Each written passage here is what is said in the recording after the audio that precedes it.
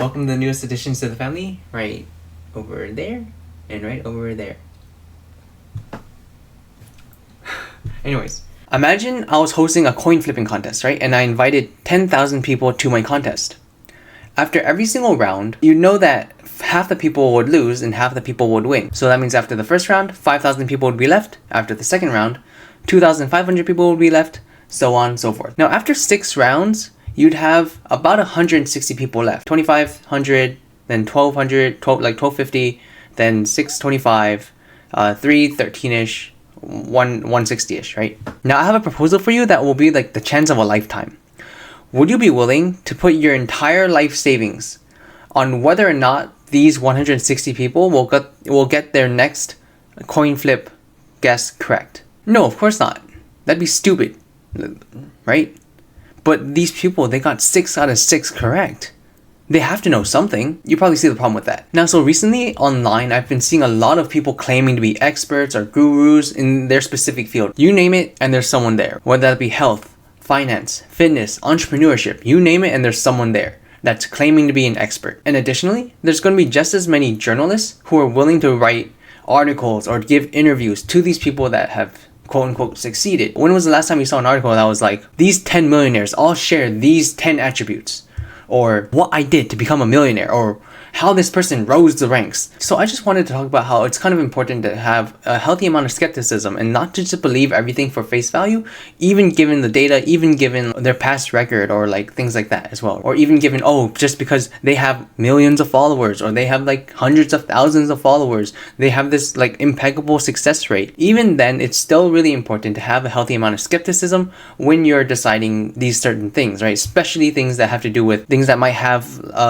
lasting effect on like your retirement, on your current financial standing. That's really important. Of course, you'll find there are some people that are genuinely just skilled at what they're doing, genuinely like experts, genuinely also just willing to help you. Those are few and far in between, right? Like almost everyone has access to the internet. Just as there are more like average people than there are experts in real life, there's more average people or even mediocre people online than there are expert people online. So this video might be kind of boring for like most people, but I just think it's really important to understand and just to like make sure you like keep this at like in the back of your head. So let's go back to the coin flipping example that I gave in the very beginning.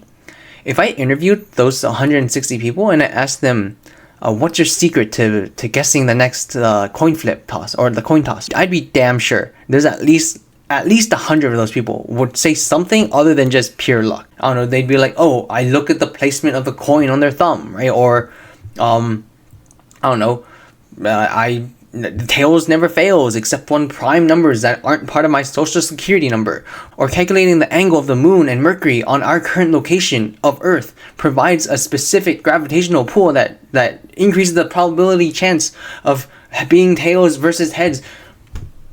It was pure luck. Okay, just say it was pure luck. But nevertheless, these people will still get interviewed, right? They'll still be like spouting their, in my opinion, nonsense. And like obviously, this is just like an exaggerated case of coin flipping, right? But this goes into other things as well. For example, how I stay healthy, how I haven't been sick for like the past 5 years, how I beat the stock market, right? How whatever, right? Any of these things. A lot of the times, yeah, there are cases where it's skill, yet there are cases where it's like proper hedging and or like properly like maintaining certain things. But like a lot of the times, especially online, when you have all these people that are basically like, I don't want to call them scam artists, but like some of the times it's like you're misattributing your luck to skill. So I just wanted to kind of show that this is a thing, and for people to just please be aware, because I have been seeing like all these kind of really, really sketchy people on like finance TikTok, finance YouTube, right?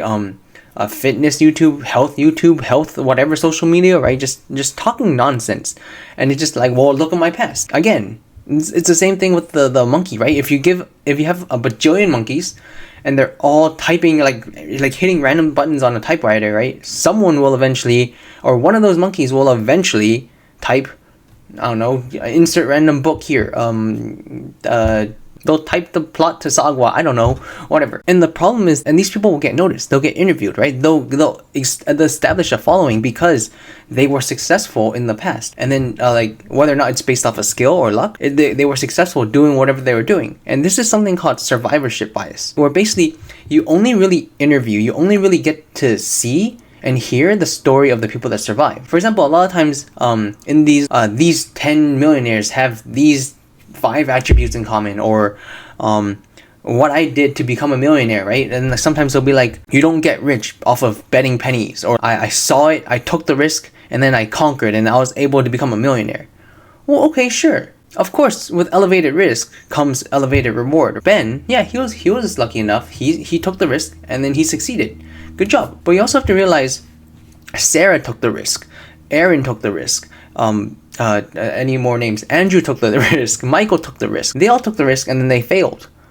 But then we don't interview those people that took the risk and that followed these 10 steps to become a millionaire and then failed at steps 2, 3, 4, 5, 6, 7, 8. This is exactly what survivorship bias is. You only kind of hear the story or like the positive outcomes of these people's actions without really seeing the negative outcomes, right? You don't, like, no one's going to interview like some homeless person on the streets who did the exact same things. And I feel like with the internet, survivorship bias is even worse and even more scary, just because you have to also account for the people that are bad actors that are hiding certain things. Let's say I ran a finance YouTube, and then you look at my YouTube channel, every so often I'd post random predictions, whether that be like for sports betting, whether that be for stock market, whether that be for the weather pattern or something like that. You scroll through my channel and you'd be like, oh wow, this person is right 100% of the time. That's crazy.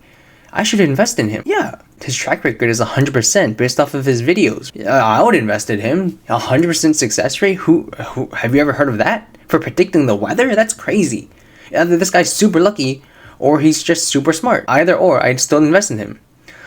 But you didn't realize that I deleted or made private all the videos in which I was wrong. You didn't realize that I was some shady scumbag who purposely hid this from you just because I wanted to sell you some random course on how to become a millionaire, or follow these 5 steps and like follow I'll give you my, I don't know, my stock picks or something like that, or I'll give you whatever tips. I'm selling you this course, and then basically my channel is just advertising I'm a genius, even though I'm not, because I'm just making everything private. Honestly, there are some people that are genuine and like they'll show you their where they lost, they'll show you where they failed, they'll show you where they succeeded. But I feel like a lot of the time there's way too many people that are just like lying between their teeth. Anyone that says the word guaranteed or promised or like 100% success rate or will not fail or like will 100% beat any metric, those people are just lying between their teeth. I mean, just lying between their teeth, right? So like definitely don't trust people that use those specific words. I wanted to give you an example. Let's say I had a deck of cards, right? I'll shuffle it. And I pick the first card, right? What is the chance that this is a 3 of diamonds? I don't know. 1 in 54, right? Assuming it's a 54 card deck. Or 1 in 52, I guess, without the jokers. 1 in 52, right? So this is 9 of clubs. Now, without adding that 9 of clubs back into this deck, right? What are the chances that the next card will be a 3 of diamonds? 1 in 51, right? Because I just removed the 9 of clubs. And what are the chances of it being like a 10 of spades? Also 1 in 53, right? What are the chances of it being a 9 of clubs? Well, the chances of it being 9 of clubs is 0, right? Because I just put away the 9 of clubs. Let's look at the next card. It's a 9 of clubs. What? See, the problem is, I told you the probability, and I told you that I removed the 9 of clubs, but I didn't, right? You didn't account for the fact that I gave you a probability, but you didn't account for the probability that I was lying, right?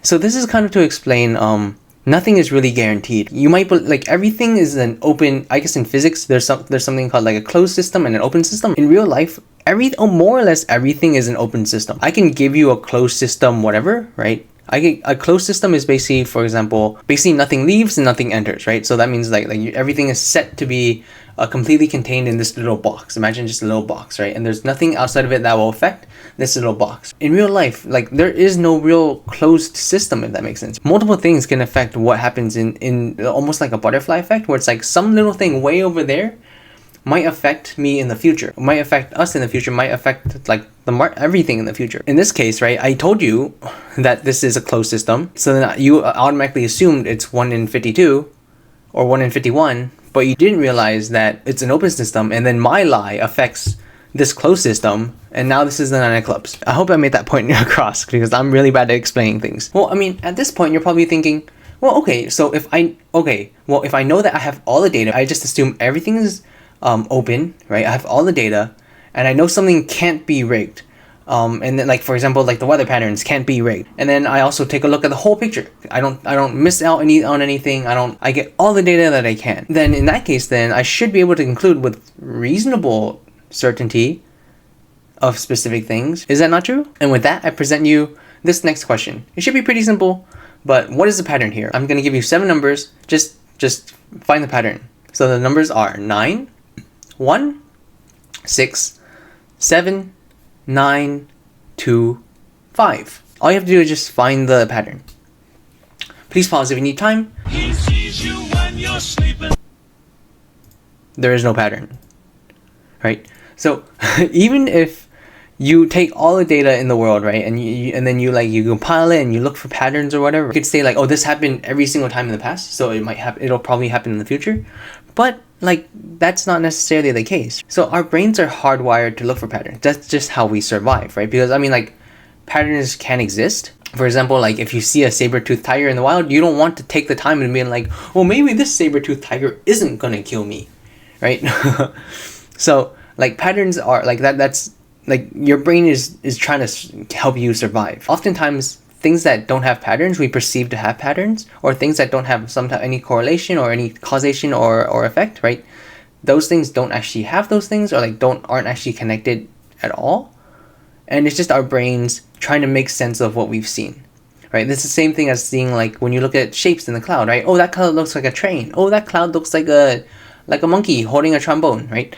Like, it's just a cloud, right? But like, I mean, that I'm not saying that's bad, right? I mean, that's a really fun pastime, right? Sometimes it's really relaxing, right? There's nothing wrong with that, but it's just to kind of be made aware that oftentimes we'll project patterns and project ideas even when they're not supposed to be there. It's kind of the thing where oftentimes we'll see shapes or we'll see faces in things that don't have faces, or we'll see like presidential figures in potato chips, something like that. So those are my thoughts on just, I guess, the importance of having like a healthy amount of skepticism, and also making sure that being aware that like not everyone online is trying to help you, and everyone, like, a lot of people have their own selfish thoughts. Just because I'm a YouTuber doesn't make me any better or any worse than you are. Like, honestly, you don't have to believe me at all, right? Like, definitely everything I say, you should definitely fact check, because oftentimes, which is something I learned, right? I would hear something and then I'd say it, and then they'd fact check me, and then I'd look like an idiot because I believed in this one person, right? So like, this has happened more often than not. Ask like any of my close friends or family.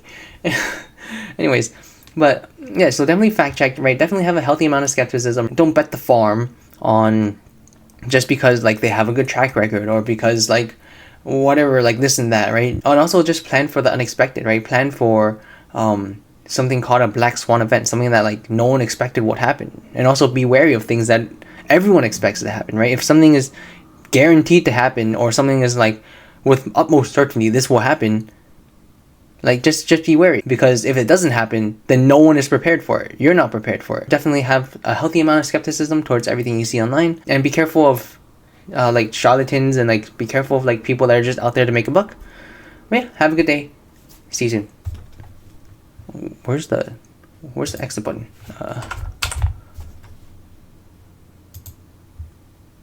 Right. Let's look at the next card. The